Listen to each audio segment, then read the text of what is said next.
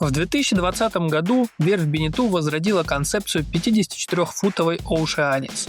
Она относится к премиальной серии Oceanis Yacht, разработанной именитыми дизайнерами Роберто Бисконтини, он отвечал за морскую архитектуру, и Лоренцо Аргента, дизайн палубы и интерьеров. Новая модель фактически построена на гоночном корпусе Фиста 53.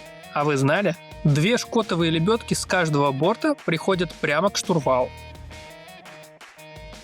Кокпит – это прям один сплошной матрас с каждого борта. Бенету вновь добавила стационарную арку над кокпитом, на которой закреплен гикошкот, и которая служит основой для просторного тента. Столы, кстати, тоже на гидравлике и опускаются до уровня сидений. В общем, места в кокпите на этой яхте, как вы видите, действительно много, и это отмечают многие владельцы. Еще говорят, что высокие борта и 2 уровня палубы на корме повышают безопасность. Люди не соскальзывают за борт при крене. Проверено. Рулевой пост дублируется.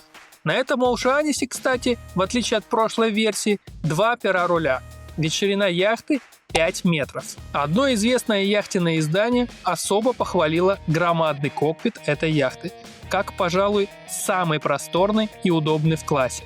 При этом конструкторам удалось сделать его безопасным. Переход из кокпита на палубу выполнен через специальные обходные дорожки, что намного удобнее, чем перелезать через комингсы, как на других яхтах. Внутри атмосфера стильных апартаментов. Интерьер, как современная городская квартира. Это 3-каютная версия. И сейчас мы в кормовой каюте.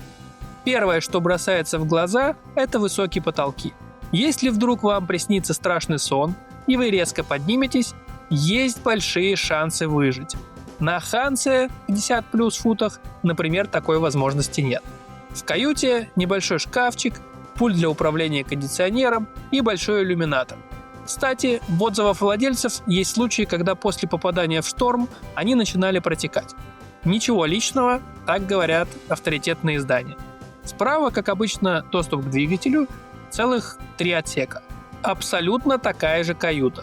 Также присутствует доступ к двигателю. Кстати, о протеканиях. В одном случае на яхте Бенету модель First аналогичной конструкции. При очень тяжелых условиях, это был шторм порядка 60 узлов, произошли протечки. Цитирую: «Люки на палубе треснули и потекли. Все бортовые окна протекали. Поэтому рекомендуется раз в несколько лет менять прокладки люков и подтягивать крепеж иллюминаторов».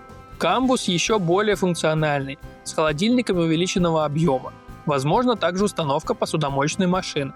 Более удобное размещение бытовой техники, скрытых ниш и шкафов. Повышенная безопасность использования камбуза в море. Есть дополнительные поручни и упоры. Высокие фальшборта, которые сохраняют кухонную утварь на месте даже в сложных погодных условиях. Также удобное разделение пространства для приготовления пищи и отдыха гостей. Камбус не мешает свободному передвижению по кают-компании. Стильная и минималистичная отделка, напоминающая апартаменты класса люкс. Используются светлые оттенки натурального дерева. Продуманная планировка с акцентом на функциональность и комфорт проживания. Отмечается удобство зон отдыха и большое количество естественного света.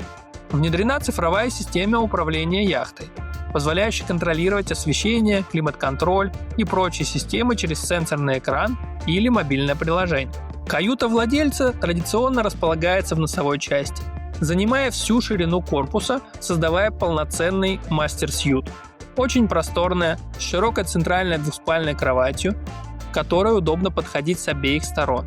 Потолок выше 2 метров и увеличенные иллюминаторы, создающие обилие естественного света и визуальный простор. Отделка в новой модели более изысканная и долговечная по сравнению с первой серией. В очень жарком климате владельцы иногда выражают пожелание установить более мощную систему кондиционирования для идеального комфорта. Стоимость аренды такой яхты обходится в среднем около 5-8 тысяч евро в зависимости от сезона. Базовая цена новой яхты от верфи около 600 тысяч евро без НДС. При добавлении опций стоимость быстро станет в миллион. Из минусов.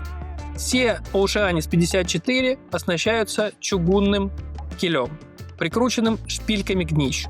Чугунный балласт – фирменная особенность Бенету, позволяющая снизить цену, но требующая ухода. Краска на киле со временем скалывается, оголяя металл, что ведет к ржавчине. А еще эту яхту очень не рекомендуют сажать на мель, так как со шпильками могут быть проблемы. Но в нормальных условиях конструкция надежна и соответствует нормам категории А. Так что владельцы выдыхаем. Подписывайтесь на канал, ставьте лайк и пишите комментарии, что хотите узнать по этой яхте. До встречи в новом выпуске.